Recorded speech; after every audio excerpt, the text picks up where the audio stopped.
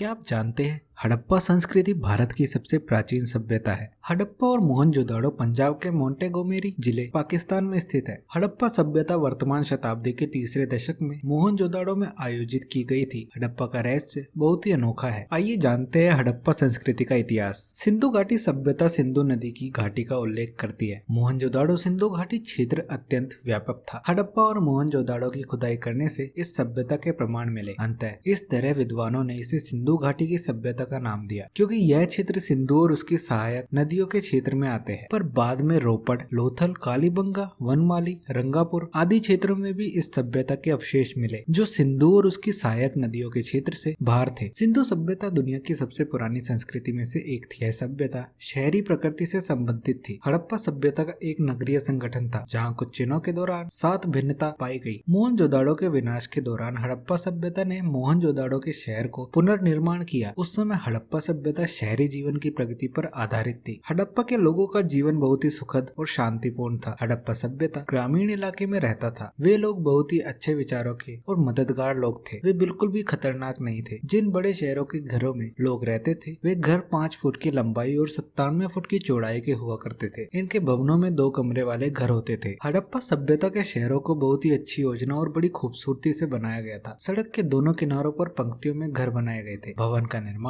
करने के लिए उन्होंने धूप में सूखी हुई ईंटों का प्रयोग किया था। कुछ घर गलियों में भी बनाए गए थे। अमीर लोग बड़े घरों में रहते थे। उनके पास कई कमरे वाले घर होते थे। मुख्य रूप से गरीब लोग छोटे घरों और झोपड़ियों में रहते थे। अनाज रखने का कठोर, जो 45.71 मीटर लंबा और 15.23 मीटर चौड़ा हुआ करता था, हड़प्पा के दुर्ग में 6 कठोर मिले हैं, जो ईंटों के चबूतरे पर 2 पंखों में खड़े हैं। जनता के लिए मोहनजोदाड़ो द्वारा स्नानागार की खोज की गई। यह सिंधु सभ्यता की मुख्य सुविधा में से एक थी। हड़प्पा सभ्यता के शहरों में मकान बनाने के लिए भी धूप में सूखी हुई ईंटों का इस्तेमाल किया जाता था। शहर में मंदिर बनाने के लिए कई ईंटें और मिट्टी का इस्तेमाल होता था। जल निकासी से बचने के लिए उन्होंने जलाशय बनाए और उसमें मिट्टी का उपयोग किया। बौद्ध धर्म के लोगों के लिए स्नानागार का निर्माण किया गया था। पूजा करने वाले कपड़े बदलने के लिए छोटे कमरे इस्तेमाल करते थे तथा इसके बाद देवी की पूजा करते थे। सिंधु घाटी सभ्यता में जल निकासी प्रणाली बहुत व्यवस्थित क्रम में थी। हर घर में सबसे अच्छी सुविधा के लिए नाली व्यवस्था का प्रयोग किया गया था। प्रत्येक घर से पानी की निकासी का स्थान ईंटों से बनाया गया था। घरों में पानी का उपयोग करने के बाद पानी बहकर नाली में जाता था। पानी की निकासी के लिए नालियां बनाई गई थी। नाले को बंद करने के लिए उन्होंने बड़े पत्थर का इस्तेमाल किया, जिससे हानिकारक रोगों से बचा जा सके। नालियों को सड़क के भूमिगत मैदान के किनारे पर बनाया गया था। नालियों की जल निकासी सड़क के साथ जुड़ी हुई थी। हड़प्पा सभ्यता की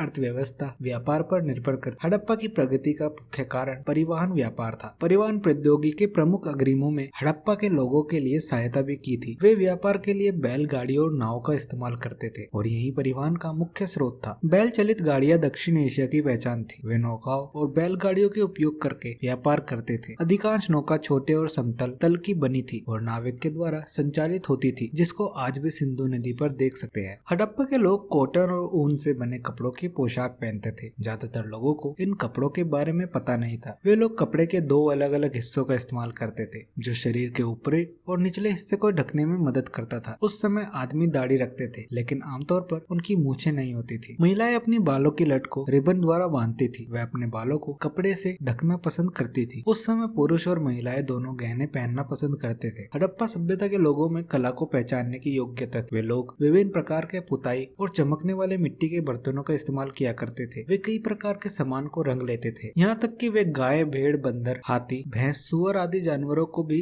रंग दिया करते। उन्होंने विभिन्न प्रकार की मूर्तियों की खोज की और उन्हें रंग दिया करते थे। टेर्राकोटा के गांवों में खिलौनों की गाड़ियां पाई गई। वे आधुनिक युग के बैलगाड़ियों की तरह दिखती थी। मोहनजोदाड़ो के खंडर में बड़ी संख्या में चांदी, तांबा और कांस्य कंघी और सुई दर्पण, विभिन्न हथियारों से बने कई सामान और बर्तन पाए गए। हड़प्पा लोगों के लेखन सिरेमिक बर्तनों की मोहरों पर और शिलालेख पर पाए गए थे और लंबाई में 4 से 5 अक्षरों से अधिक नहीं थे, जिसमें सबसे लंबा अक्षर 26 था। सिंधु घाटी सभ्यता एक और तरीके से रहस्यमय थी। विद्वान भी सिंधु की पटकथा को नहीं समझ सके। जो उन्होंने लिखा है, कोई भी नहीं जानता कि कौन सी भाषा सिंधु लोग बोलने के लिए उपयोग करते थे। विद्वानों को भी इसका कोई सही सुराग नहीं मिल सका। घरेलू पशुओं जैसे गाय, सुअर, भैंस, कुत्ते और मेमने को विद्वानों के लेखन में संदर्भ किया गया है। धान की खोज में हड़प्पा मुख्य रूप से कृषि का स्थान था। हड़प्पा लोगों का मुख्य भोजन मुख्यतः गेहूं, जौ और बादाम था। मोहनजोदाड़ो और हड़प्पा में कई मंदिर और देवता की छवि नहीं थी। हड़प्पा और सिंधु लोग अपने स्थान को को लेकर बहुत ही धार्मिक थे। वे माँ को पूजते थे, जिसमें शिव पशुपति प्रख्यात थे। वे लिंग और वृक्ष, सांप, पशु आदि की पूजा भी करते थे। हड़प्पा और सिंधु के गहने सोने और अन्य धातुओं द्वारा बनाए गए थे। गहने में मुलायम धातुओं का प्रयोग किया गया था। महिलाएं सोने के गहने का इस्तेमाल उसी पत्थर के टुकड़े के साथ करती थी जिस प्रकार के रंग के वे कपड़े पहनती थी। तो ये थी हड़प्पा सभ्यता। वीडियो पसंद आए तो वीडियो को लाइक करें, सब्सक्राइब करें और कमेंट जरूर करें।